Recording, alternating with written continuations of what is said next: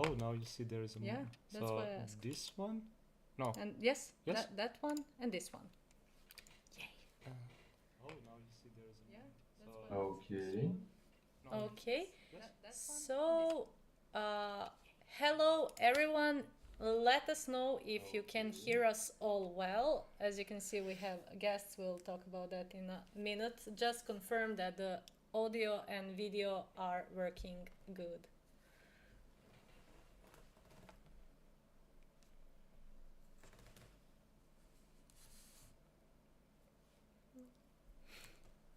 The I think we have a lag with our video. yeah, Yeah, a bit. we will give it a couple of seconds. Okay. Hello, we can hear. Is the video? I think the video Okay. the video Audio is and video are there. No. Okay.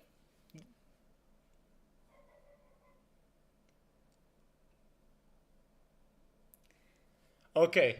Let's start. So today we decided to have a special guest in our live stream, and could you introduce yourself? Starting with Alexei. Yeah. Yeah, sure. So that yeah. Hey guys, taking in consideration the lag. So like when I speak, like I like after several seconds. So it will be So you should listen to us from Discord and not from YouTube. I think it Yeah. will be easier because there is no lag on Discord. Yeah. I think mute the stream, listen on Discord. ah Oh, okay. yeah. Let me try. Uh, Oh yeah, our stream is also muted. Okay. Nice. Let's try it like this. Yeah. So, hey guys, really nice like being here. So thank you for the awesome Marko and Aleksandra from Craftworld for inviting us and for having like one of our models in the stream. So I am Alexei Popovich. I'm the founder and art director and many times sculptor in Bestiarum Miniatures company. So yeah, also I have my colleague Marcus, who is the like right hand of the Bestiarum. Basically, all the processes and stuff like what we do in the company goes through his hands as well. But aside of this, he's a fantastic grimdark painter. So we're gonna have pretty interesting discussions today about the art. Aside of this, he's a extremely intrigued. I was talking on the Discord server the other day, like just seeing the high-res photos, like how you go about deciding that turquoise fits in a crevice and making that work as beautifully as you do is arcane magic to me. Yeah. So we'll be interrogating, I'm sure. Yeah. Well, I think it's what I always say is just a process, and when you see the process, there is no magic. You see, it's just there building one on top of another, and then you see the results. Yeah, see, I'm still like I'm still at the stage of that bit's got blood on it, so it's red. Like I struggle to kind of conceptualize much further than that. Yeah, what you guys do is amazing. Thank you. Thank you.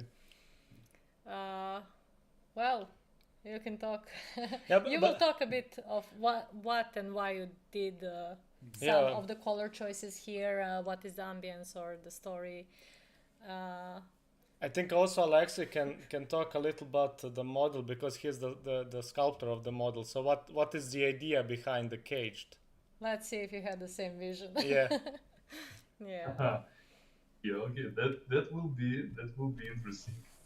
Yeah, so the cage, he's basically one of the first figurines released ever by Bestiarum. So at the time when I was designing and sculpting everything myself. So this guy, like he appeared as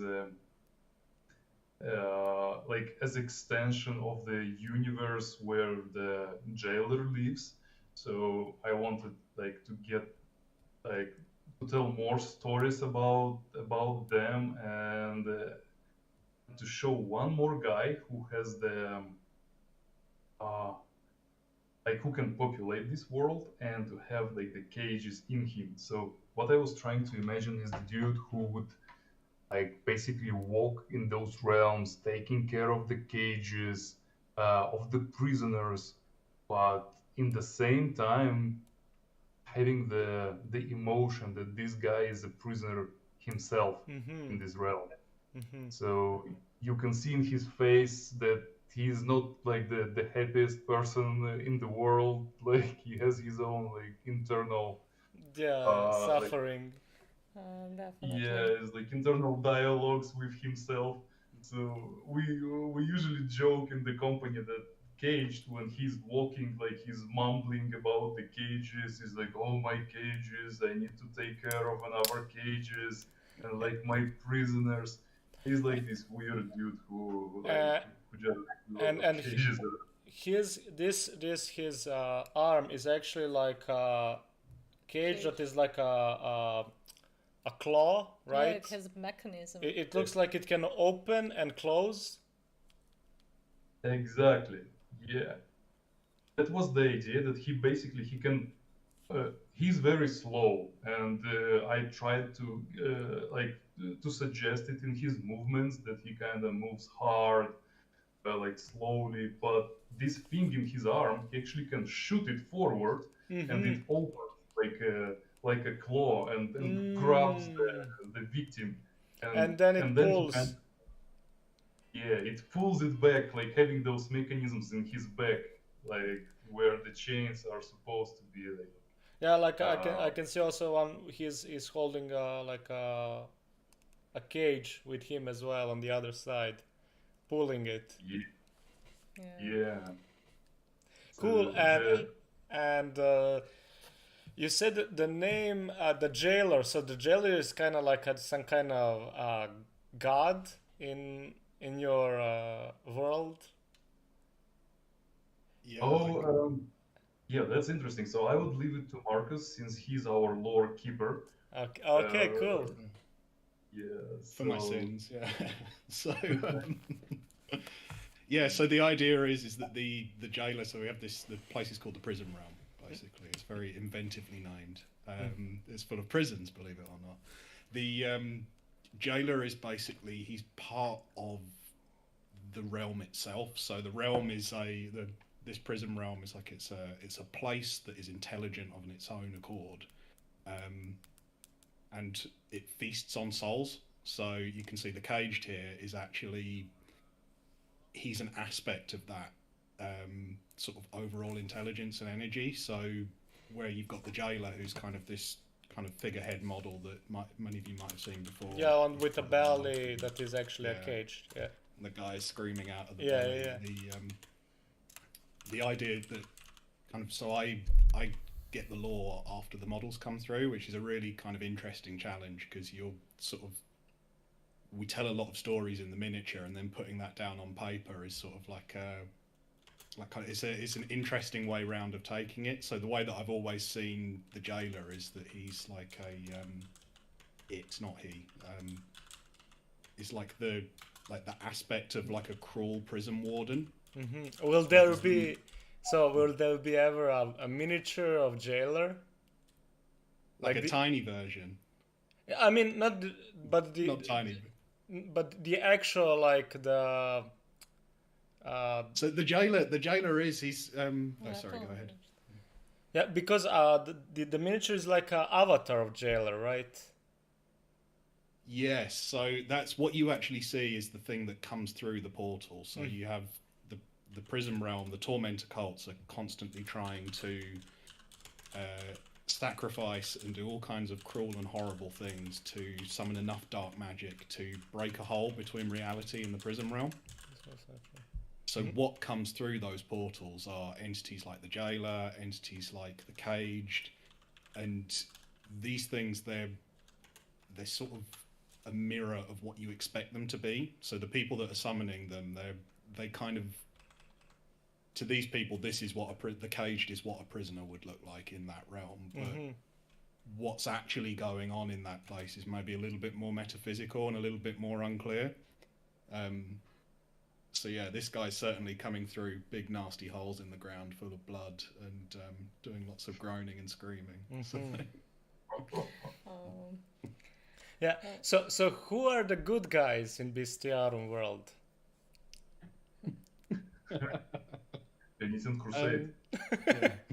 Well, that's debatable then.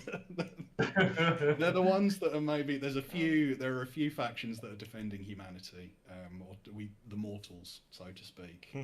One of which is the Penitent Crusade, and they are, I guess you'd call them our flagship good guys, I think, but they're not exactly the friendliest people. Yeah. I think I had that picture when I saw them. Yeah, I know you've done, I think it was the Supplicators, with the iron masks and the mace from maybe a year ago or so.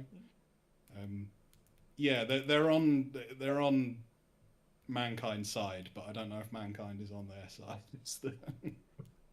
They try their best, but the idea we try to build in our universe is that there is actually no black and white.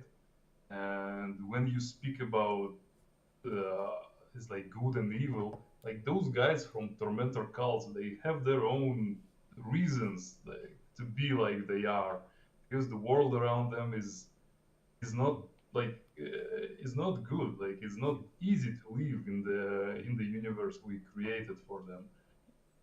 So they seek their own reasons, and then when you look deeper and in the prison realm itself, so you get that the entity that actually is there, who kind of whispers in the our realm, and he may be a prisoner himself in there. We don't know. Maybe he's starving and he needs to eat, and those souls that are channeled from the world of God and in there through the hecatombs and all the sacrifices, he actually needs it to survive. And who is good and who is bad in this case, it's hard to tell, because his perspective is different. Yeah, I think we tried to push that with the cultists as well.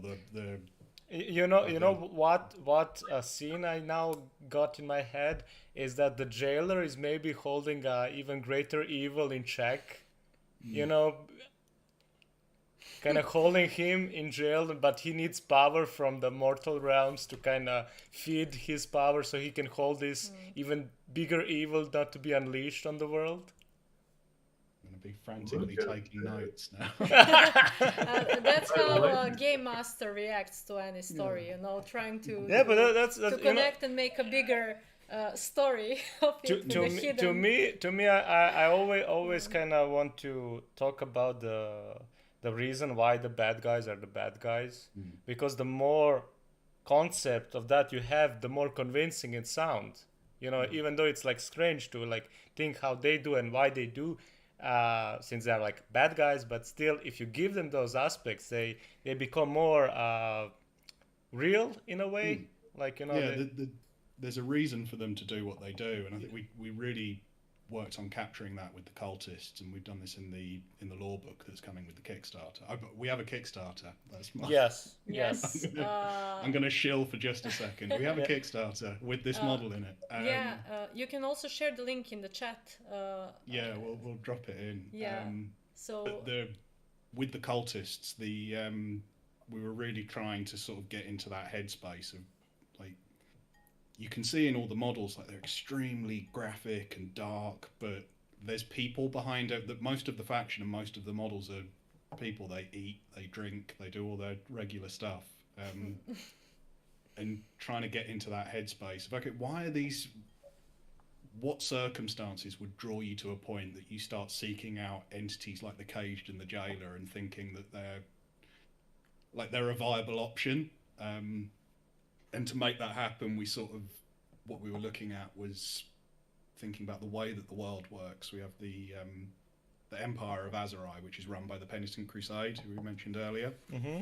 They're not only are they the one thing kind of protecting humanity from sort of like the nightmarish mushroom creatures and dragons and eternal legions and stuff that we've got battering at the borders, they're still like a totalitarian, brutal sort of organization. So the people at the bottom of the pile was where we were thinking the tormentor cults come from.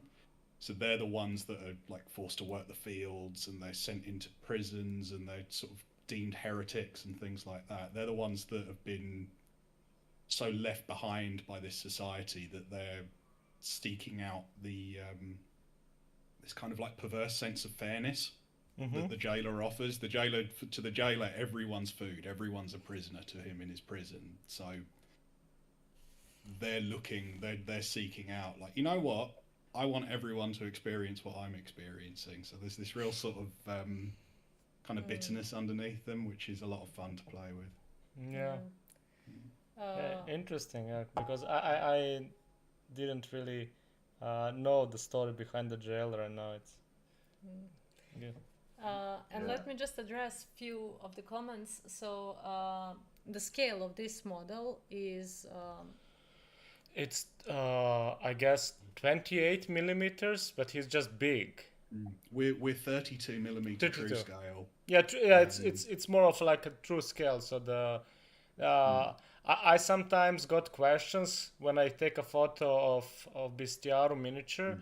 People think it's larger in scale because of the way the size of the head, the size of the weapons and arms. It's more like a natural, like true scale, and it really sometimes it looks like it could be 75 or even bigger scale. Yeah. So this is not like a small miniature. Yeah, it's a big one, but but this, let's, in comparison to human, this is like the human scale, so he can get inside of the cage. Yeah. You know?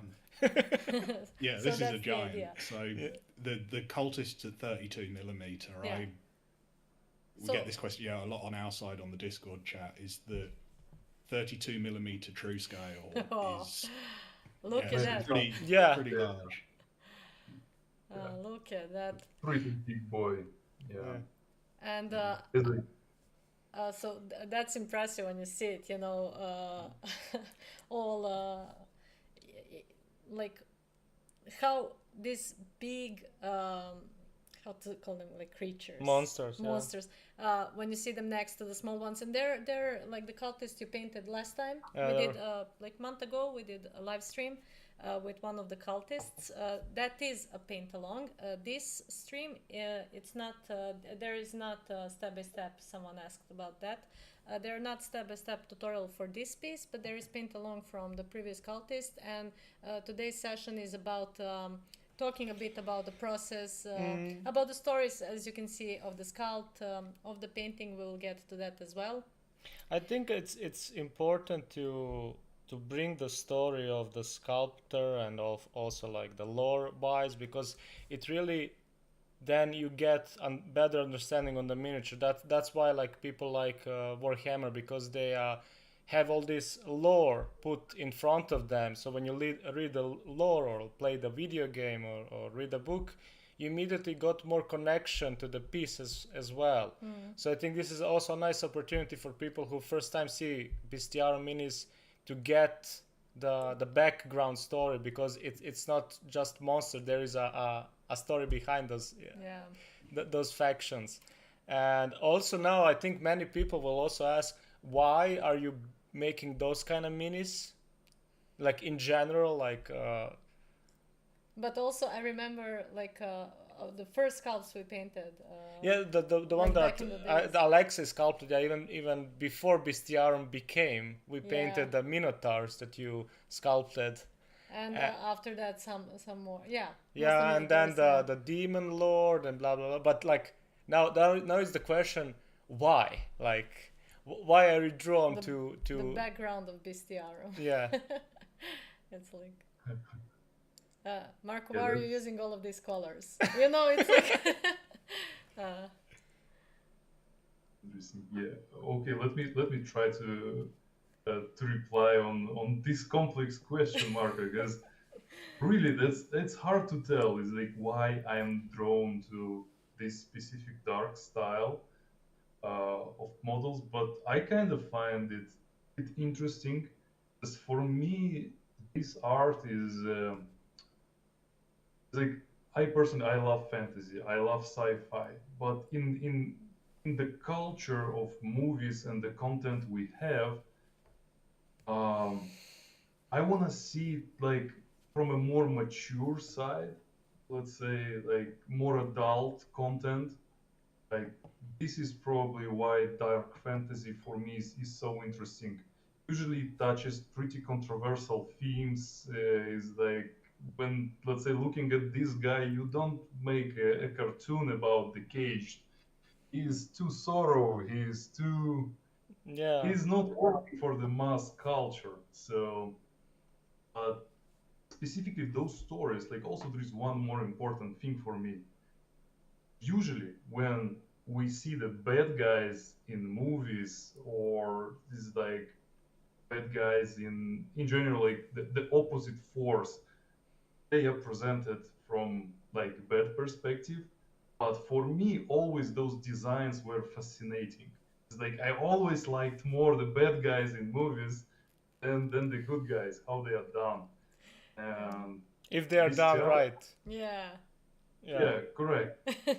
Don't forget. And with Bestiarum, this is a journey into imaginative world where we can really experience like different things. And for me as well, like every release, this is a new adventure. So we sit with guys, we brainstorm like, hey, what else to like, how else we can like show this world from what side? Because we're building like the small universe of our own, and it's always a pleasure to like to see what we can come up with. It's even surprise for us because once in a month when we make the new collection is you never know what will come up out of it because like I can come up with idea, Marcus can come up with idea, then uh, like Daniil, our concept artist, like he will interpret it in his own way. Then we like mix and match it, and we get something like totally different, like something new. And we look at it and say like, okay, cool. Like now this guy has a place in our world, and it has the story behind it. Yeah. It's kind of our playground, you know. It's like I don't want to say like here like those high words that oh I was always dreaming and blah blah blah. No, it's like I just wanted to do this kind of stuff. I love this style. I love this art, and this is the way how I would like to express it. Yeah. And having like-minded people in my team, like who share with me this passion, is what allows us to make it at this scale, like to make it large, to make it a collection, to make it. Because now with this Kickstarter of Tormentor Calls, this is a recapitulation of basically like the first release of this collection was 4 years ago. Like since then, It's literally where it started. Because I, when you were talking earlier, I remembered that I can look back to 2020 and I remember the conversation that we had, Alexei, about maybe we should do a part 2. Like, let's come back to an original faction, because that was like early days of Patreon. Like, it was all still sort of trying to figure out how these things work, and like, oh, do we want to do it? Do we want to come back to the collection? Maybe people will be bored with it if we do it again. And like, it's amazing thinking about like from that start to where we've got to now. Is yeah, it's really special. Yeah. It's an interesting journey. It's definitely something worth experiencing. It's hard as hell, but it's very rewarding in the end when those things are done. Yeah. And especially what is the massive pleasure in seeing how you guys interpret it by community. We're telling our stories here on with Bestiarum, and now you are basically telling your story. Mm. And this give it kind of like a second life, and the third life, and the fifth life. Like with every new artist who paints the model, like he makes like he pulls it through himself somehow. And in the end, let's say, I would not imagine in my head the color palette what now Marko is using. It's incredible. But this is how he sees this world, and it's fantastic. Yeah, and you know, it's like I had these talks with some people back in the days, and it's like, you know, colorful. When we speak about colorful, what is colorful? Can it be grim dark? And as you can see, it can. It's really about the interpretation and the style you like. So why both Mark and I like Bestiarum Miniatures, it's because we like this style, the aesthetics, what you bring with these miniatures. And I must say it's immense pleasure now hearing a bit more about the story. I know you had I read some of the lore, but like now speaking about the character while Marko is painting, it's bringing something new. And I really love that. You know, it's like that retro perspective, you know. For me, it was like the moment when, you know, you play the game and you talk about the character that you met, and it's like this. Yeah. And I can see the special thing in that. And as I always said, what attracts us to miniature painting, it's also this collaboration of artists. When you say the idea, the story, then the concept art, then the sculpt, then the painting, and for the last is the viewer, like the public, that sees the work and they interpret it in their own vision. So it's always something new. It always build up, and that's the final product with miniatures. You know, it's evocative. Yeah, it brings like a chain of creativity and reaction. Yeah. So, and Marko. And then you use it for a game, and that creature kills you, and you hate it for the rest of your life. Maybe. So there was a question about the paints. So what we're using here, that's scale 75. Scale 75 artist line is what we use the most. But you can paint with any acrylics. There are techniques and ways of using them that we teach to make it easier and more creative process for you to include more colors and to, you know, build up from there. So the brand is not important in the greatest way, but there are some attributes of the paints that are important. So if you don't want to have a glossy finish, if the color is too dense or saturated or not saturated enough, so there are a little bit of you know, tricks with that. But otherwise, you can achieve most of it with any color. Yeah. So the thing how it works, and I do hope that this. I mean, since now the lamp is a bit maybe higher, I hope it's not too dark. But the idea with colors and is like I like to have strong contrast. And like in this case, when the model is like big and have a lot of things, so there's chains, cages, many details. So the main thing for me is to first set focal point. So focal point is the face, the shoulder, and the knee, mostly, but mostly the face. So also I go with let's call it a color theory, but it's something that also grows intuitive to you as much as you paint. It kind of gets in your head to keep like warm tones on those places, because it will draw your eye. So for example, since you have a small head, I mean it's not small, but let's say comparing to the body, you need somehow to push the eyes toward that point.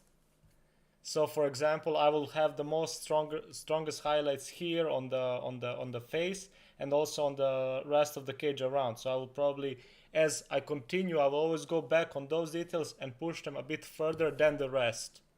So that is that idea with contrast. to keep the focal point always most appealing when you first look at the model from, especially like from a distance, but also from up close. Because if I put the same amount of details and rendering on everything, it will take too much time, and it will actually take from the model. Sometimes when it's more like subtle, and this is not even subtle, but let's say it's subtle, it's easier for your eyes to absorb the situation. Also here, my idea is that from this side, something is coming toward his way. Like maybe a ballista just shoot around and it's coming this way, so there's this warm light, but on the other side it's dark. So that is also the idea behind it. And also since he's very tall, you can even have multiple levels of light. Like maybe in this scale here it can go from different colors and in different hues, and going up the saturation, the vibrance can grow, for example. It really depends also where you want to put your main focal point. Yeah, I agree. And what I can say, you have some paints on your palette, of course, magenta. Naples not yellow, missing that. white, some gray, it's like a bit purplish gray, and dark Prussian blue and crimson red. Yeah. So, So I mean, any paints will work. It doesn't really like even if I if you were have missing, other paints, like I'll mix everything, and so those are those are old ones, but So yeah, you will not.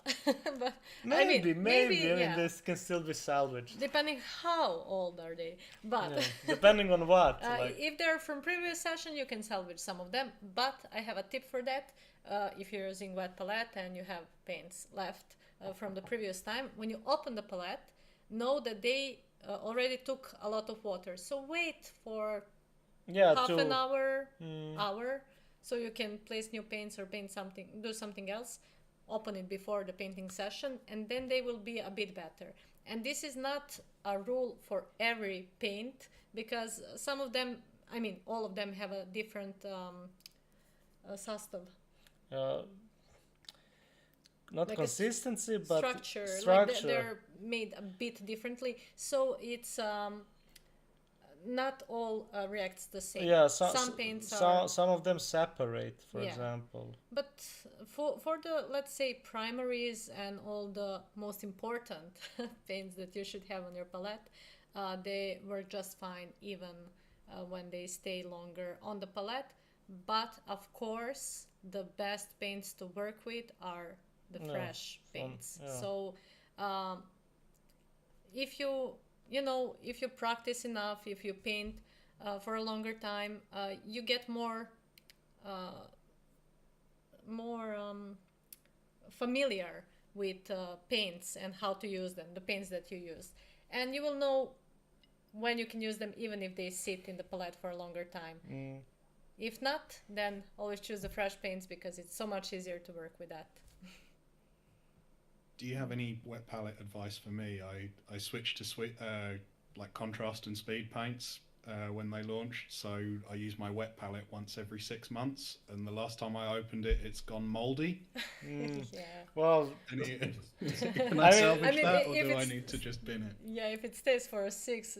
yeah, But yeah, I mean, it's, you probably need to change the sponge and clean it very well. Put some vinegar in it.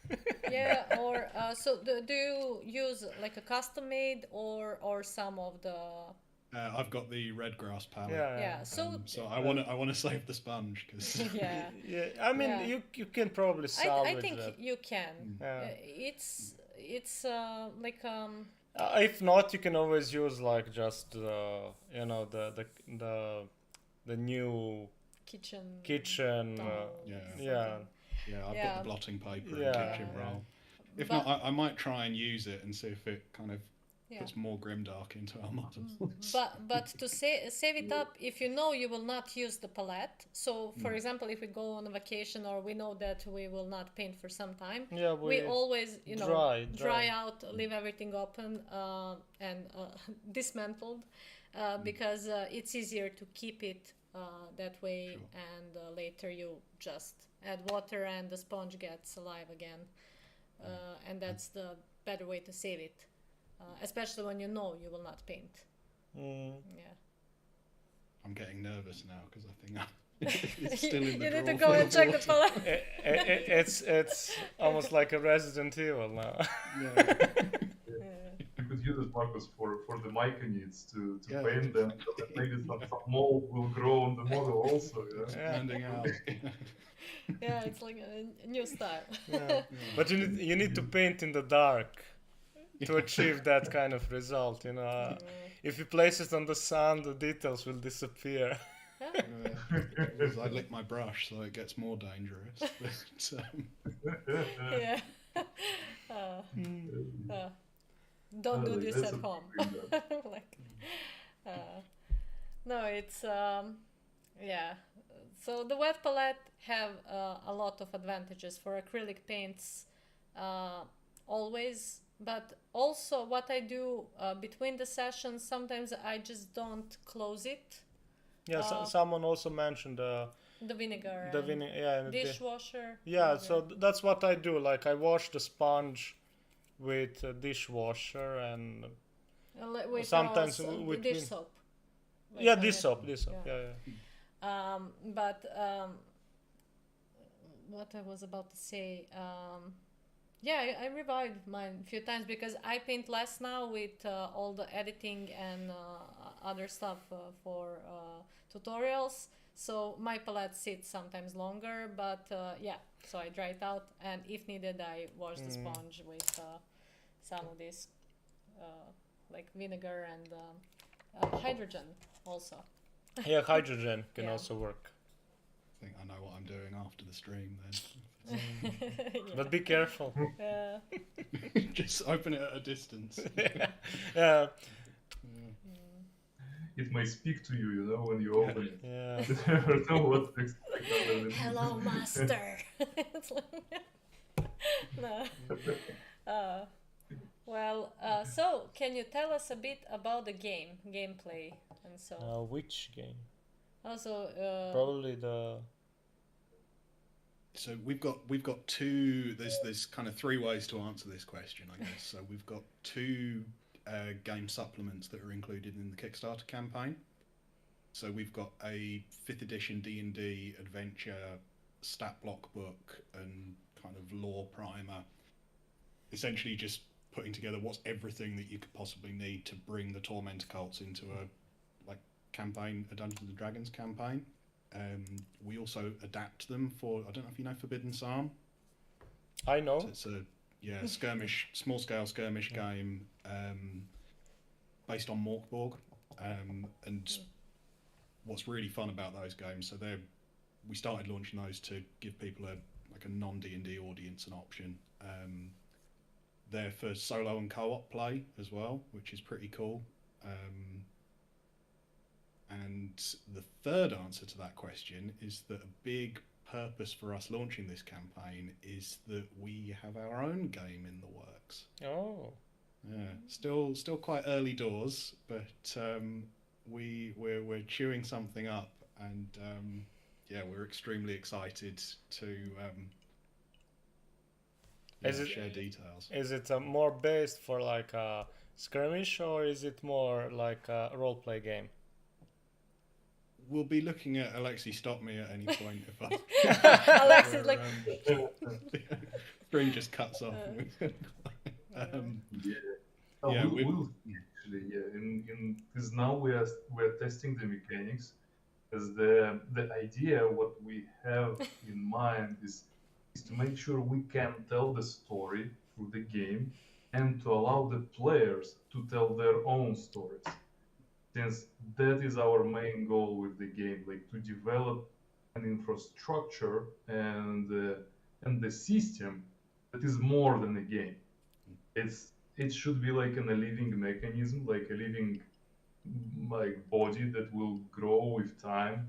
And it was even like just a little hint, like it should give a lot of excuses for the hobby painting and the diorama building Mm-hmm. things. So It's kind of the big thing on our design sheet is that it's giving purpose to a lot of the things that we create already. Like they all have a purpose, but having it under kind of a confined umbrella that just everything kind of matches together nicely. Like it's you can see you're not going to be asking those questions when you look at one of our collections, like, oh, what do I use this model for, or where does that fit? It's purpose built to kind of match the style and structure of things that we want to produce. Mm-hmm.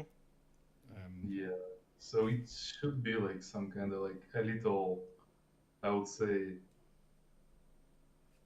I don't want to name it like simulator or the how you name it, like the sandbox, but the main goal and what I specifically want to achieve with this is stories.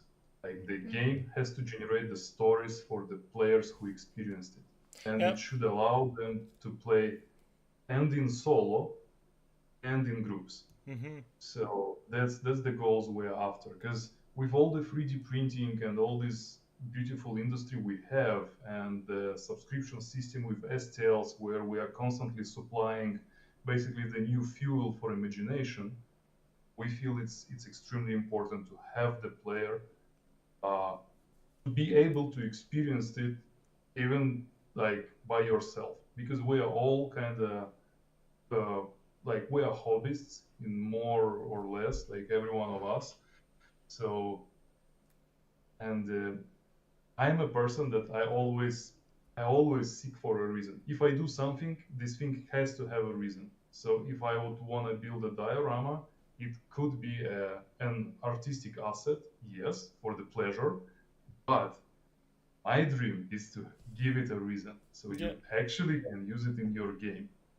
How you will use it? This will be an interesting question for us to solve. So, But yeah. so does the game's mechanic use dices, or is there some like other way to play? Because I don't really understand. Is it more like a dice-based mechanic, or is it with just theater of mind, or like make believe?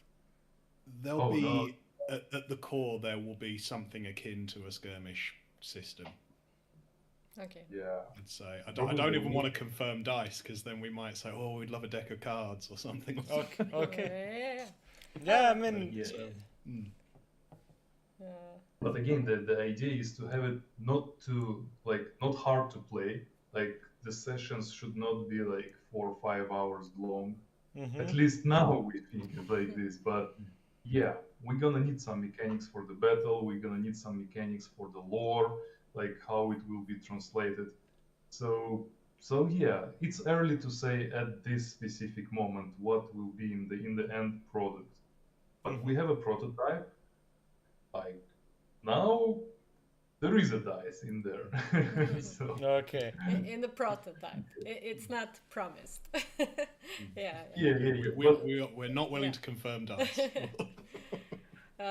Well, but probably dice. Yeah, but still, that's really great to hear. Yeah. What is interesting is like I don't have any let's say any specific says like no to dice and yes to cards. Is like I try to look at it from the perspective what will work the best. Yeah. So what will be it's the experience first, isn't it? Like we're in quite a unique position that I think has kind of come about through the way that we've grown as a company. That we're working on some things that we think are quite new and exciting. And I think I'll leave it there. Yeah, I can understand that. I can understand like all the behind the scenes and a lot of things coming Yeah, we also have some things, but I'm not sure when I'll be ready to share. But like it's interesting. Because I know I wanted like to tease Marco, but you know, if we start, I'm not sure if we Yeah. if we're going to stop. So let it just stay like in private for now. like a sentence that there is something Yeah, cooking but, up but behind us. it's cool. But It's cool it's that we kind of share also this concept of building the world, building the miniatures, like making art, and also like creating something to play, so you can use and enjoy. So you kind of put it all together, in a way, and it's really nice. And as we are talking right now, the ideas about the world, about the system, it kind of bounce, and you kind of think, oh, this will work, oh no, it's very bad, or you need to test those things. And it's good to be like to have people who are like into those things, so they can share also their thoughts, because it's important. It's also important to know how it's going to work in like in longer run. So for example, if you have a system, it's awesome now, but it maybe gets boring after a time of like a couple of sessions. It's kind of repeatable, so you need to think about like how it progresses, but then you don't want to end up building a super crunchy system with a lot of things and bits.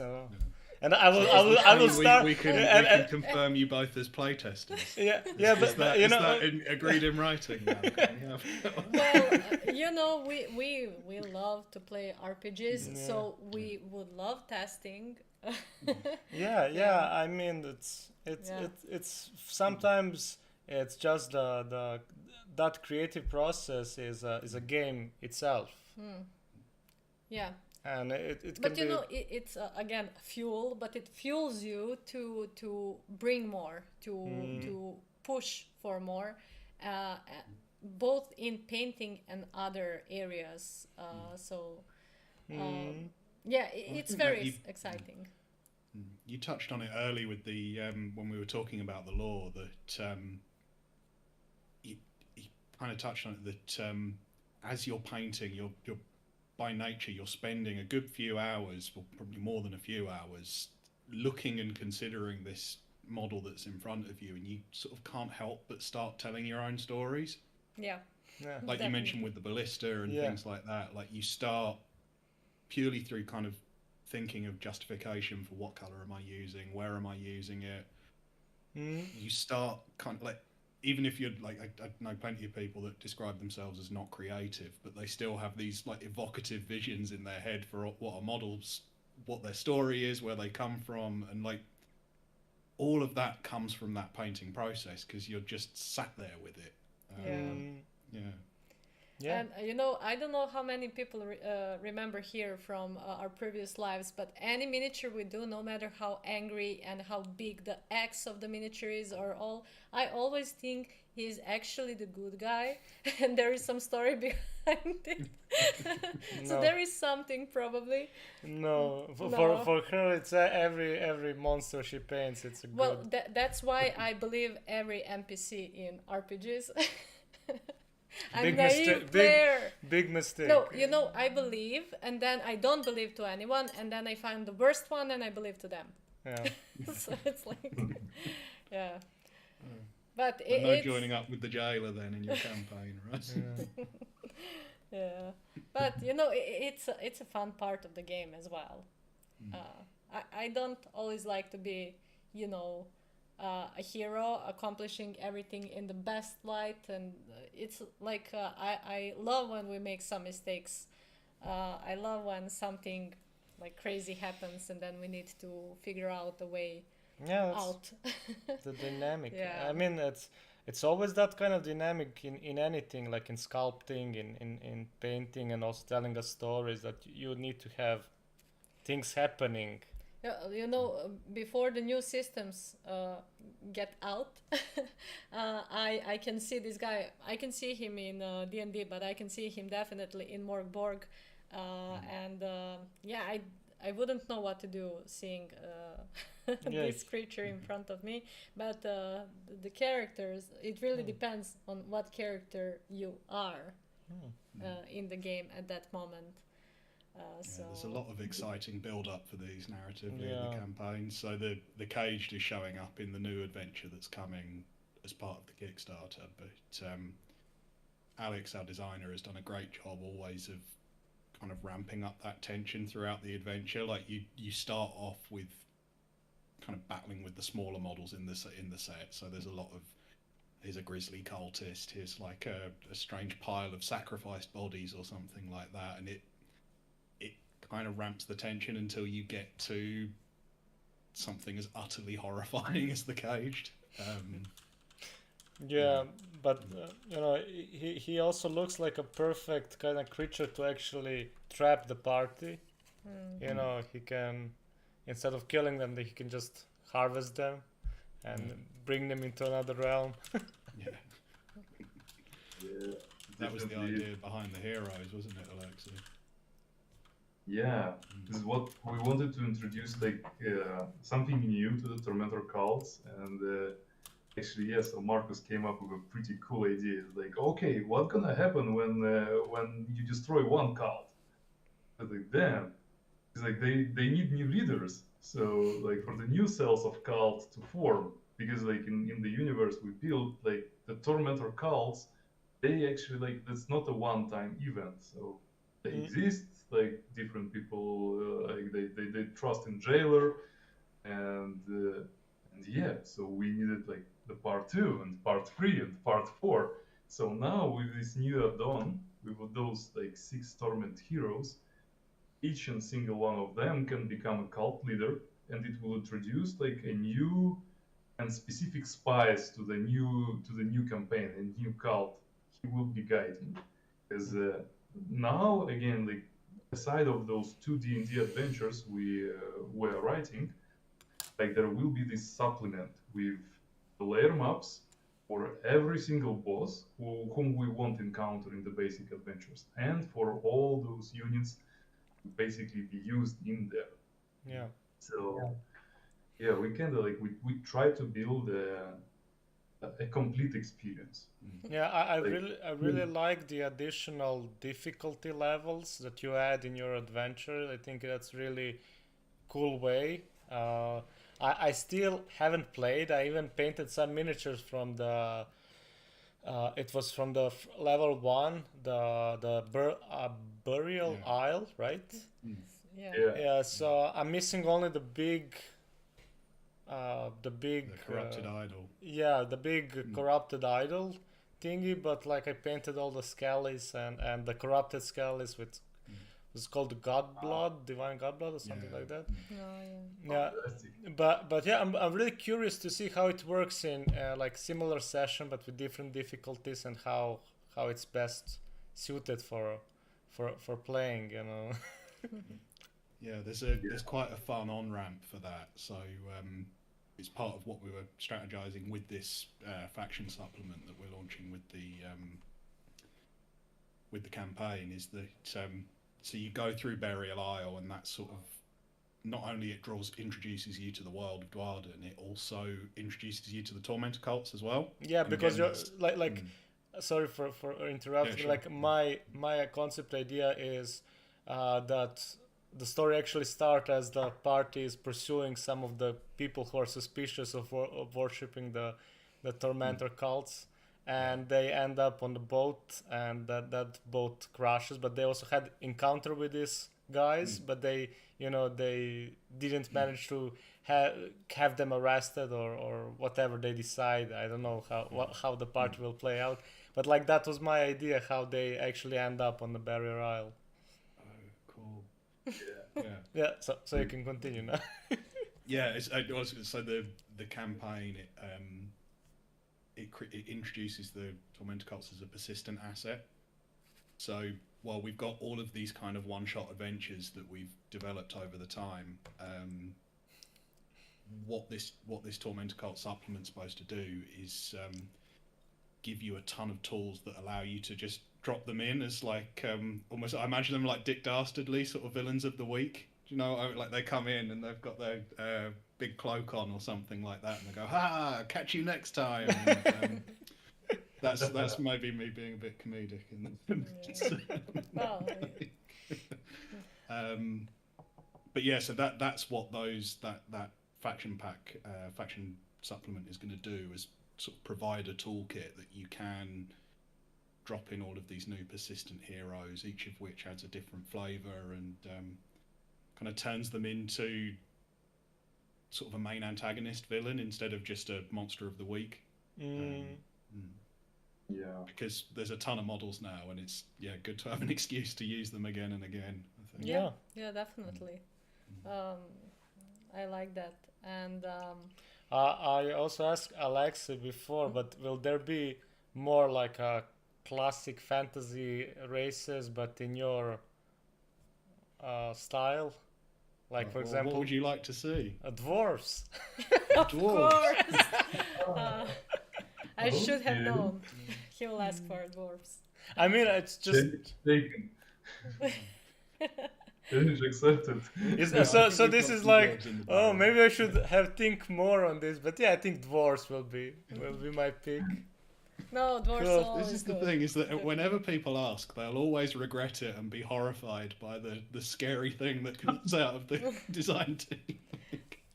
Well, I'd love some dwarves. I really like dwarves, and then it's the scariest dwarf ever. It's like a tormented dwarf, and you're like, no, I like them. We have elf even in the universe. yeah, Remade. right? Yeah, Oh. yeah, exactly. Yeah, dwarves will have to be. So our elves are underground, so that means our dwarves have to be above ground, I think. That's the, Oh, Or maybe. but what That is if something they fall out in the sky? Yeah. Yeah, because basically we have Alstein flying like on top of the continent, so like with all its machinery and then mechanisms and weird guys. Yeah, it's interesting where to place the dwarves. Because the mountains are pretty populated. So Yeah. we have Remade sitting in there. We have goblins. We have Myconids. We have whom else is on the mountains in our stuff. we've got the dragon from the wilds, Alithrax the Ancient. There's a lot there's a lot going on in the hills, but we've got some. Maybe we can stick them in the north somewhere. Well, that's what's quite exciting. Is we're part of this campaign is we're expanding out the map again. So the world that you've seen so far is actually quite a narrow view of what's there. So extra deep dwarves, I've just seen. They're just more underground than the other ones. Closer to the core of the earth, Just really hot. Glacial dwarves. Snow. But yeah, so we have a ton more kind of like new areas and parts of the world. So what we've looked at so far is called the Western Reaches. So we're about to kind of step this, what's happening next month actually with the Alchemists is kind of the first big view of what's coming, what's beyond the borders of the Aserai Empire. So we're poised to explore some new places, and maybe that's where the dwarves will show up. If the dwarves show up, we can't confirm dwarves. They're sneaky, you never know. So maybe gnomes. Will you accept gnomes? So that reminds me that we are also playing the very old sandbox module Keep on the Borderland, and now I'm thinking, what if you guys make a Bestiarum version of that module? Like, how would that look? Because I think that's pretty iconic module, and we're having so much fun, even though it's super old. And our DM is here. Our DM is in the comments. Hello, DM. Yeah, so yeah, I think that's also a cool idea to like touch some classic, and especially that it kind of fits with the idea that you just mentioned, the border and the West Marches could actually be where the keep is. Just, I'm slowly influencing you to build stuff that I want. See, this is how I ended up working here, man. Like, you got to be careful. It all began just like, Alexei, can you make this, please? Yeah, And it was quite a story actually. I remember like the first time when actually Marcus like he left a pretty big imprint on the first designs. yeah. I remember when he won one of the first painting contests on the platform. So the prize was like to come up with the concept of the character, and I would sculpt it. Oh, So okay. yeah, so at the time Marcus imagined Elaine is like one of our most known sculpts, and he came up with the proposal like, hey, what if to do like a cleric who is basically like undead and he looks for redemption and Yeah, can you bring him? stuff like Yeah. that. Yeah, I have him here. It's one of my favorites. Yeah. She will bring him. Yeah. Awesome. So yeah, this was like our first collaboration, and so like, oh my god, like Marcus has a nice, like really good like grip of imagination and about this world. So we kind of started like to interact more and more, and then at some point we said, hey, okay, let's give it a try. Maybe we can work like closer. And now he's full time with Bestiarum, and it's So- like now my right hand. Like I And cannot still, do it's anything. a dream come true, I think. Oh, that's It's, cool. That's. I mean, it's really nice that you can combine the people that really are into these kind of things. And by the way, how many people work with you on your projects? Oh, okay. So like we are about 13, 14 people in the team. Like not everyone is a full time, but yeah, about this. Is we have Alex, our game designer, like Alex Doberman, like he writes all our adventures, like, and he was like he left. I mean, like he participated very deeply in the lore building of the universe also. So he was with me for a long time. Like Marcus was the first. I mean, like the first was Katerina, my wife. Like she was helping like all the like to move all the machine, like probably similar to what you have with Aleksandra. So Yeah. start. So then Marcus came, then sculptors. Yes, Elaine. Sorry, I didn't mean to interrupt you. No, I love that paint job. I'm remembering it now. The glow you've got on the little thing on his waist. Like I don't see if let's see. Oh, we have a little lag or no? No, I think our camera went dead now. Oh, it's still okay. got, yeah. Really? Yeah. Unless it's just disappearing. I got lag a minute ago, and then it seems to have caught In back up. our OBS, for some reason, we lost. Oh, Yeah, no, I've I lost can you. see. Lost the camera. No. Yeah, I told you that's the thing. It can only be like a maximum 1 hour. Probably the battery died. Elaine, like Yeah, Elaine, he is. blocked it. Yeah, when he walked in, everything stopped. If anyone know where we can buy this dummy battery for this camera, because we couldn't find one. Yeah, so we need some kind of dummy battery for Nikon EOS, right? Yes, Mark II, M50 M50. Mark II. So if anyone knows that, please write But us. they're shipped to Serbia. But our camera works, and we can continue talking. Yeah, just for a bit. Too bad that we couldn't show more, but the idea of the painting, as you could see, was that it's not that complicated as it looks on the first sight. It's the most important is idea. And when you have that, and you could see, from the tutorials, when you have that, the interpretation goes, of course, in different ways, in different approaches. Like you can do, and we say that many times, you can do a lot of things with one idea, but again, you must have that idea. The idea sparks everything. But like I don't always have full idea in my head when I start painting. sometimes it happens like, you know, the Minotaur, the one that rides the horned beast. If Yeah, I remember this. if you remember how, I don't know if Aleksandra can share a picture here, Okay. the one with the Minotaur rider, the only one that rides. Oh, yeah. Rock Gut Raider. Sorry. Yeah, so Yeah. for example, I'm really happy how that model turned out, but like my process of him painting is that he, first of all, it took me some time to actually prepare him and assemble him. So he was like always standing next to other stuff. And when I finish him and I place him on the base and everything, and then when I start painting him, I never actually like start painting him, but I always like had some leftovers in my airbrush, and I will play because he was so big. He would take some of the leftovers every time, and he I ended love up with all. projects like that. Yeah, he ended up with that look. I think maybe. Can you find it on? No, I think it's on Yeah, other you know. hard disk.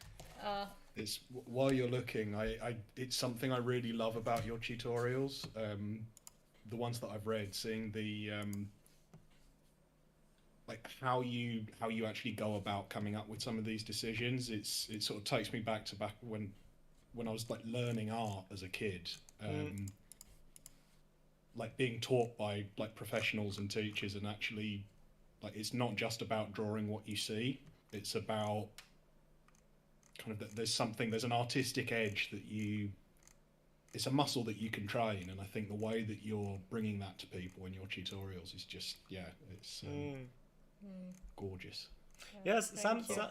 sometimes it's really hard to portray the idea behind, because you cannot really always put those things in words. And sometimes it's just seeing that it's possible, right? Like the fact that you've painted that's a big fleshy giant, and you've painted it in orange and blue and purple. Like on paper that doesn't make sense, but the way that it just works is like you're teaching. You show so much in that. In the decisions that you've made. Gorgeous. Well, Absolutely, yeah. thanks. I would like definitely like to align to this, like to the words what Marcus told is that is extremely high skill. So I can tell it like from the sculpting perspective that like when experience grows, when the brain is more trained with playing with the shapes, with working with it, you start to improvise, and you get those decisions that are maybe, let's say, not anatomically correct, but they are great, and you believe in them.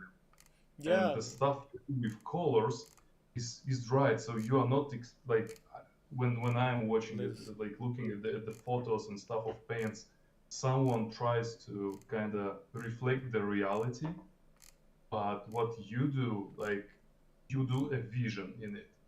And this is very strong, because like the stuff, like the colors, what you do not expect to see there, like you have them in there, and how you like play with the reflections, with the color schemes, is just fantastic. So it's like you guys mentioned this phrase at the beginning of the video, like how with those colors things could look grimdark. Hell, they can, and you show how it have to be done. Yeah, it's absolutely marvelous. Like I would love to see a movie in this style, like in this color palette, and if it would use like grim dark like setting in it, it would just work. So guys, it's like my deepest respect and compliments like on the artwork you do, and the fact that you are teaching people to like your techniques. It's extremely valuable. Sure, it's not the same technique when you basically apply color on the surface and then like two free, let's say, effects to support it. Your style is painting, not like texture applying. So Yeah, that's, that's yeah, the Thank you for that. also sometimes it's really hard to name the technique. For example, if we go like, let's say, freehand, but then when you think of it, everything is freehand. Like, you're painting with your hand. You're trying to build volumes to make contrast and so on. It's not like just it's hard to place those techniques. And for example, when we were coming to when we started teaching on Patreon, some of our friends told us you need to make a name for it, because people needs to know how to see how it, to name the thing. yeah. And we went with underpainting and overlapping layers. Maybe those names were not maybe the best way to describe them, because underpainting exists in painting before. It's not like what we do, but in our in our mind, it kind of sounds like, that's the paint underneath So the meaning. yeah, for example, let's take this as an Can example. you see the picture that Aleksandra is Yeah. sharing? Yeah. Cool. So this we would name this underpainting, and we do it in our tutorials because our minds tell us podslikavanje, and maybe even then, in term of using podslikavanje, the underpainting, we use it in this way, but that's not essentially the correct term all the time, because it's like, imagine few techniques fused into one. So there is the volume sketch, there is the ambient sketch, and sometimes there is other things, not only the ambience. It comes from the emotion you want to bring to the piece, like the one base harmony color that you want to bring. And it started like that, and overlapping is also just one on top of another. Yeah,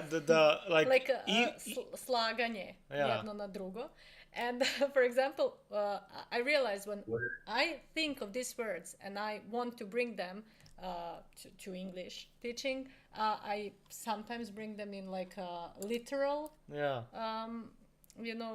translate, but I like it. I don't know, maybe, as you say, it's not the right terms, but I like it. I think it's for me, it still have the special mean when I say underpainting and overlapping layers for 4 years now. A bit more than that, because before the Patreon we kind of start introducing this into community.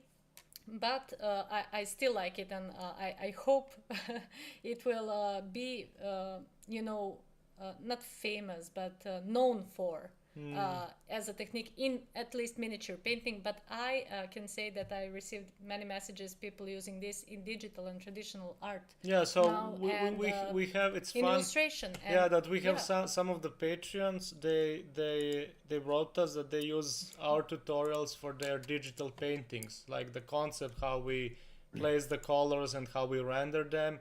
It works the same for, it's the same technique, basically. It is the same technique. And Alexei, I don't know if we talked this on the stream or before the stream, you mentioned the video game rendering. It can be also placed in that field as well.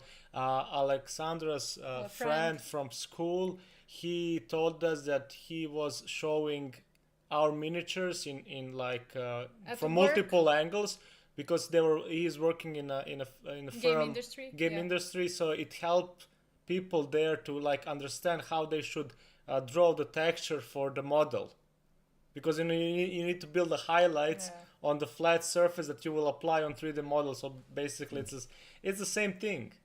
I love that how it's included everywhere. And not forget to mention Blagomir. It's one more of so I'm just scrolling now because our camera stopped. I'm scrolling of some models, but for Cleric we have a PDF tutorial. Someone mentioned that in the comments. And I think that those are skellies. This guy is a bit different palette here, and I think matched really well. Oh my, like More that's yeah. fantastic. Yeah. How are you doing, guys? Oh, Yeah. that's super cool. Uh, Yeah, I love how you interpreted those citrons, and like the terrain itself looks also fantastic. Like what you had in mind when you painted it is like what kind of material is this? Like you mean the sand? Yeah. So the sand, right? So this is what you wanted to show there. Really cool. Yeah. So how I painted this sand? I don't know if I made a tutorial for this or I just took photos, but this is like very simple technique. I just use acrylics like paints, never use many other stuff. But in this case, for those bases, I paint them like in this crimson red, and I didn't Yeah. paint them much afterwards. I just add like this sand color and white pigments over, and then just use the thing to like glue them. So it was like a special glue that you glue pigments on, and that's it. It's interesting how it ends up in the end. Like I was maybe while it was drying, I was kind of mixing the reds and the afterwards when it dried, I use a bit of red and I kind of glazed on some yeah, places to bring like some saturation also, and also and to darkness, make like the shades underneath. Yeah. And what I can add, for example, seeing this piece and Marco says, oh, I used crimson and that's it. But of course there is a lot of warm tones, crimson, okay, red, but it's not too warm. It keeps it keeps all these colors in the middle. But then we have this blue that kind of enhance, it gives more definition to the piece. If we did that with red or yellow or some warm color, it would be really hard to see it. So blue coming from again temperature contrast, it really helps, the definition. But and because of the just to explain, when I was painting this, I didn't really thought about it. Like that was not, that was just intuition. Like in pieces like this, it just especially when we don't work for the but tutorial, you can break it's them mostly in intuition. this kind of thing, and it's interesting to see Aleksandra doing it right now. I analyze every of our work, especially if I have to write a bit more about it. Then I sit and look, and I'm like, Marco, did you try to do this and this with his work? And he said, maybe. And then sometimes he tells me what he wanted to do, and I ask him, but where is this coming from? And then we analyze. But I think that's good, because before the teaching, when we started painting, we didn't do that really, and after we started doing that, I think we started even kind of upgrading our not only palettes, like the ideas, the approaches, because you start thinking more about it and kind of justify the ways you want to bring, and especially for teaching. As I said, like before this, when we worked in design, and before that in the school when we did the paintings and all, I held some classes for painting. And back then, I remember, like when I prepared a lesson, I would separate like few stages of what you should think about when drawing and when painting. And I can see that I do that for the miniatures as well, and separating things on geometrical shapes, and trying to bring all that further. And I think it's the same with sculpting. yes, and does the artist see all these things? Of course not, but you need to find a way to kind of make a scheme, a mathematical like a jednačinu. right Like, combination of like what's the name? Tools, Yeah. Yeah, Formula. Formula to explain how to bring more creativity into the piece. Because I can always say, oh, you want to paint red? Well, use the red paint. But it's not that simple if you want to make something of it. It's like it's a never-ending sort of conga line of good decisions, I guess. Like as you say, like there's certainly, I can think from my side, like things that I've picked up I think I paint the same way I painted 2 or 3 years ago, but I can conceptualize that that's not true. But I know that along the way, there's been little steps and little decisions, like you're talking about with that intuitive step of adding a little bit of blue on the other side of those intestines to help it pop. Yeah. Knowing those little steps along the way and letting them, muscle memory is the wrong word, but Yeah, it's something like that. Yeah. Yeah. And Just principles, right? That are meant to work, and this is not an easy job to like to deconstruct the art, and the fact that you guys are doing it, I could like I could say from my perspective, since I've been teaching people sculpting, like I did some also like tutorials in studios for video games, and like I also do it for sculptors, like for our team. And hell, that's not easy. It's like you cannot tell that okay, blue should be like the colder tones should be like in the crevices or like in specific body parts.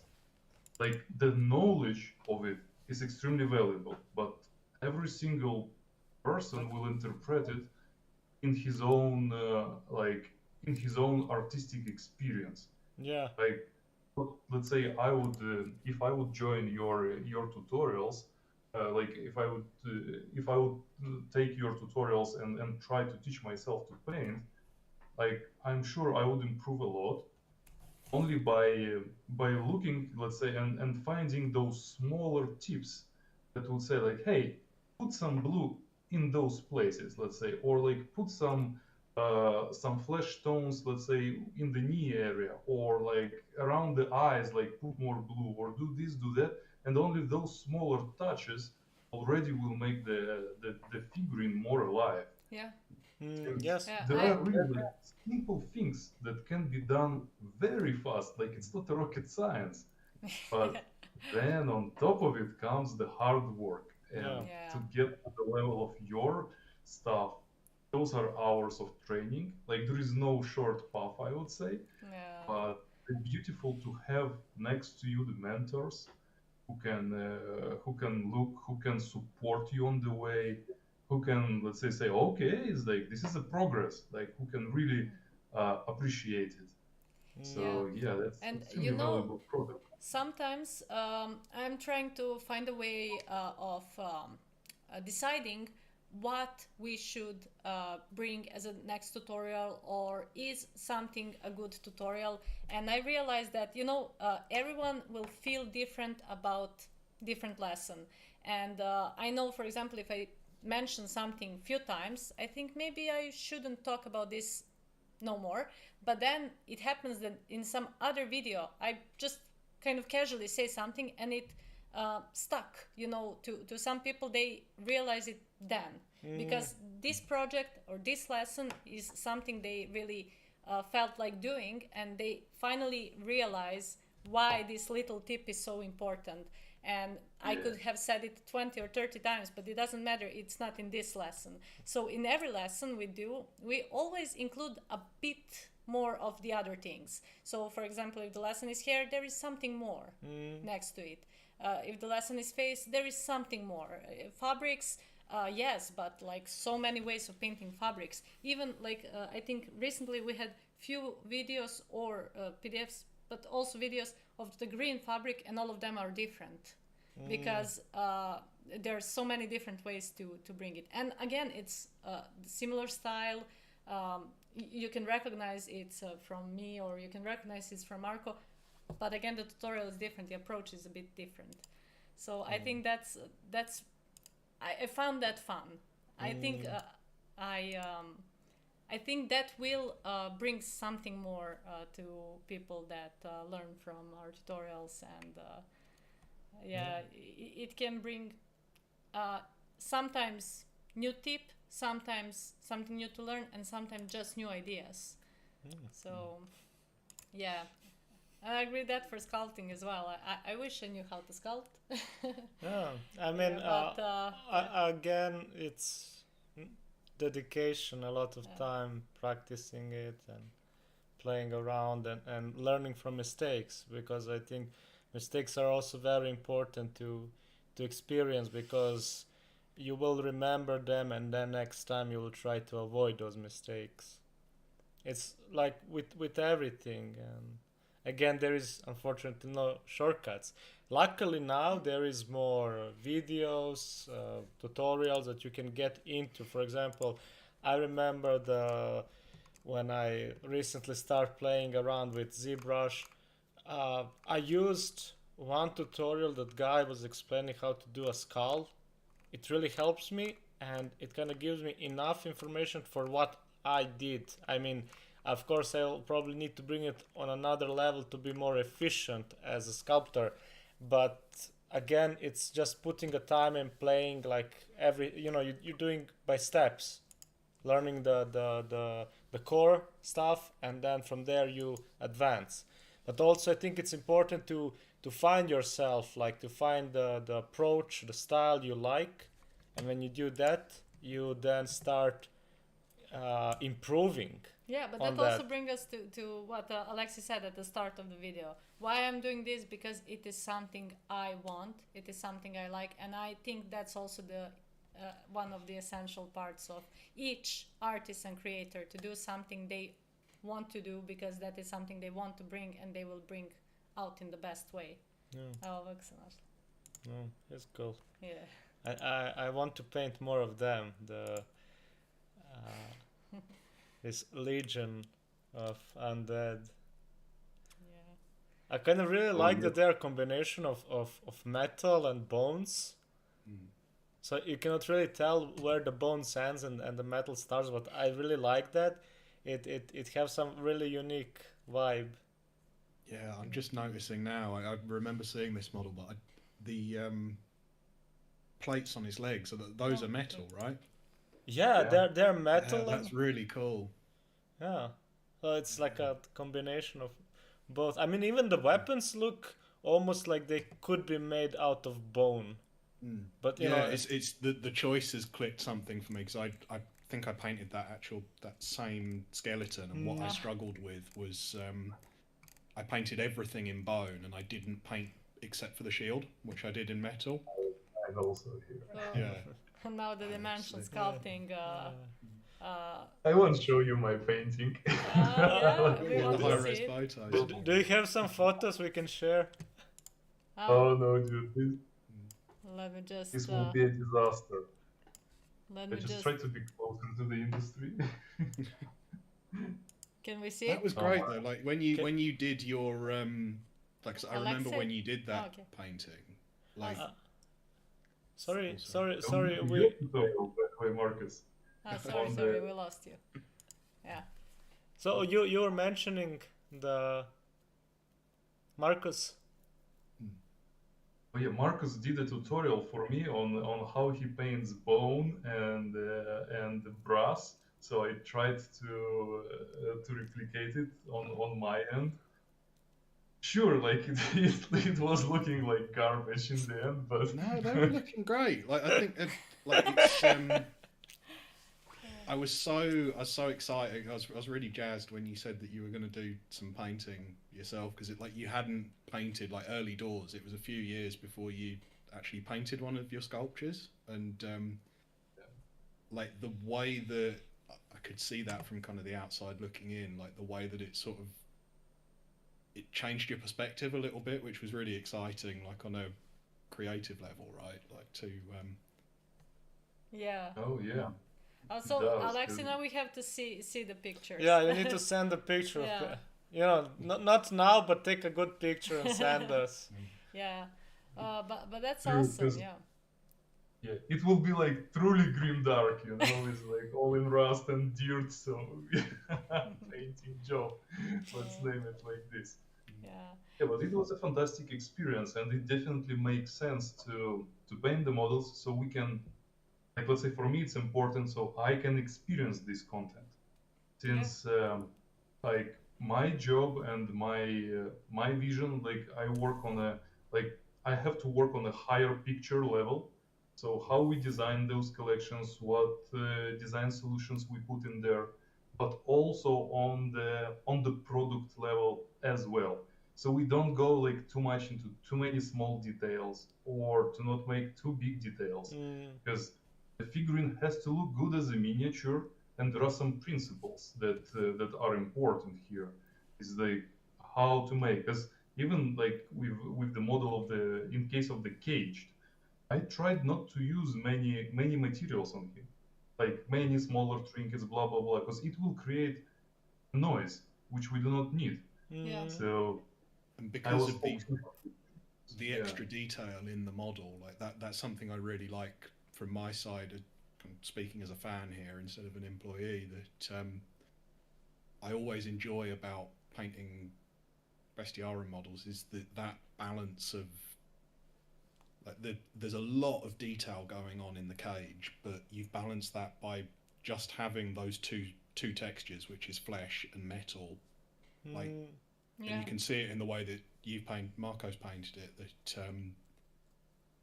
letting those kind of fewer texture choices gives kind of room to have a different sort of painting experience, at least compared to, I don't want to name check other brands necessarily, but other things, but like painting a Space Marine, for instance, I'll be picking lots of different colors and lots of different choices because there's a belt and it's this color and the shoulder's this color, but like it's high detail in a confined palette is like it's an interesting challenge, I guess. And as you said, like the colors, like the palette, but then the brush strokes, and then the other details that we add to the piece, it really brings something. Oh yeah, sorry, Marco, for leaving this, but I wanted to comment on your sculpting as well.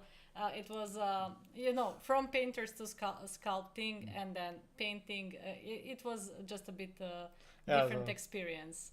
Yeah. But But it is important to understand like the way both like miniature in that scale works as, like, for example, bust or other things, and also not just by the look but also by the durability. Sometimes some minis can be very easily crushed, and you don't want that. I mean, even though I always paint like for display, it's still like, to be reassured when you paint something print something in resin that will not be easy to break off. So that's also another challenge for you, to make both dynamic model that have some movement in it, but then not to place too much things that can be broken. I'm a compulsive dry brusher, so I know your feeling there. We did a lot with this set, which was really cathartic, actually, particularly on the Part 1 models, to thicken out certain parts. So I've been repainting them on my side, and it's been really nice because I'm putting them through hell because I'm trying to paint a lot of models all at once for kind of like big army photographs, and being able to just mash it with a dry brush is extremely satisfying. What's good actually now is that with those new resins that appear on the market that are like flexible and more durable, things become better and better. So now 3D printing becomes a pretty reliable like source of gaming models.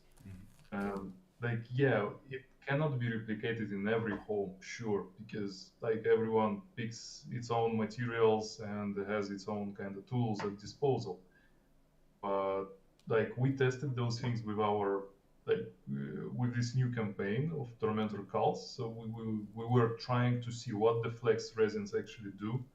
And oh my god, this thing is crazy. It's like you can really put to stress your model to try and break it. Marcus can prove, because he was filming those tests. Bending stuff around. There's a video on the campaign page of it was pretty it's completely against my instincts, but I was essentially bending those cultist models. The fella holding the bowl, I could get the bowl to completely turn about 90 degrees and pop back to where it was. Because I have the one that the physical one that you sent us, and I also printed myself not years, but I don't know how. And I printed with 8K resin, and what happened to me is that it kind of broke here on the arms. Yeah, but this one looks sturdy because you know it's too thin and there's like a big ball, so it's quite kind of Yeah, it's a stress point. it's right? it's a big stress point for a model. Yeah. But this one like works well. Yeah. Yeah, it's Yeah, you'll have to if you're up for giving them a bend at sort of trying to break them at some point, because there's a point where they'll break. They're not indestructible, but I already primed them all, so I wouldn't play now. you don't want to smash them, Yeah. 'cause, yeah. There is no going back. It's all right, I'll film some more videos of breaking things. Yeah. Yeah, but remember like this video what guys from Atlas showed us with this new resin they are producing. Oh my god, they like the guy like he just took the jailer by his whip and he lifted the model in the air. Like The whole this whip moment- untwists, like it goes into a whole straight line and then drops it back on the table, and the thing just morphs back into shape. Wow. and the quality like of details, Yeah. it's good. I mean, it's we need to get some close-up macro shots because I'm waiting for my bottle of that resin to arrive. But the detail-wise, I mean, it looks great on the jailer. Well, that's interesting. That's Well, yeah, it's pretty interesting to see where industry goes right now with 3D printing. I have a big hopes for it and like big expectations for for the closest updates on this subject. Once we will get the decent resins that are easy to work with, that are resistible, this will be incredible. So this will start probably a new era of models on the table because it would be so easy to do it. yeah. Yeah, Oh, it's like that's- you can print, you can, let's say, reprint as many times as you want. Like if the paint job wasn't, let's say, how you expected it, like you print again the model, you cover it, like you prime it, you start again. Or like the things what I personally love to do is upscaling stuff. So this is like on my shelves, like Oh I yeah. basically have like upscale. Yeah. So and this is my thing, yeah. And it's like I got I a was bunch of looking boxes. at But also in the background, that The is helmet the of the the- helmet. I actually painted that helmet on a mini. on the miniature. Yeah, man. on the one in the background. Yeah. And can you Yeah, actually yeah. can you actually is it too small to place on the head, the helmet? Oh, you can. You You can. can. So- Yes. Will you do it though? Will- I think that's the question that they were asking. Yeah, I was waiting for you to place it on the head. Like start the stream with. Let me drop you a picture in the chat. So like here is I'm with the helmet. Because I don't wanna take it from there. It took me a while to install it. Yeah. Next time we start a live with you wearing that helmet. Yeah. Yes, but we get now the photos on your Discord. Like the Yeah. stuff works. Yeah, you can wear it. Yeah. That's awesome. That's cool, That's that's super cool. cool. Yeah. I remember having it like as a miniature. It was really awesome too that you can actually place a little helmet that actually fits on the head. Yeah. That was really nice touch. Okay, so our camera stopped, but it didn't stop us. I'm glad we could continue our chat and had some great talks. I hope everyone enjoyed. Hopefully, we'll do more of this sometimes in Yeah. the future. We'll see. And yeah, I mean, there is a lot of things also to talk about, and yeah, let us know if you like this one, share it, and yeah, let's see. Let us know if you like it. It will give us idea what to do further. Yeah. And Alexei, Marcus, thank you for joining. Yeah, it was really Yes. great yeah, to talk. it was like the last minute decision, but it ended up Yeah, really I'm cool. really glad for it. Yeah. Yeah. Thank you so much for accommodating us. Yeah, it's been awesome to be here. Yeah.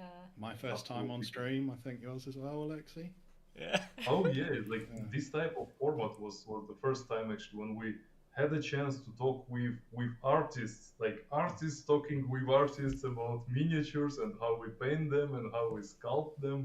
That's a very interesting, like I would say, that's a very interesting way for us to interact. And I do hope we're gonna make more of such content, since yeah, it's not spoken about this side of hobby that much as it could be. Yeah, So yeah, I looking agree. forward. Definitely, yeah. And the important part is that, you know, people know that we are also humans, and but yeah, we like to create, and we enjoy our places in the community. Okay. Before all, we're gamers. Yeah. Also, again, humans. No. You know, we Oh, work, some we play. easier, some work, play, and keep everything fun. So that's the kako se kaže? The motto. Yeah, the motto. Yeah. Keep it interesting. Keep it fun, interesting. Do what you love, Yeah. and that's the most important. So now go and paint some minis or sculpt. or sculpt. Yeah. Okay. Okay. Bye, everyone. Bye, and Thank you. see you. Bye. Bye. Yeah. Bye-bye. Awesome. See you soon. На стоп стриме.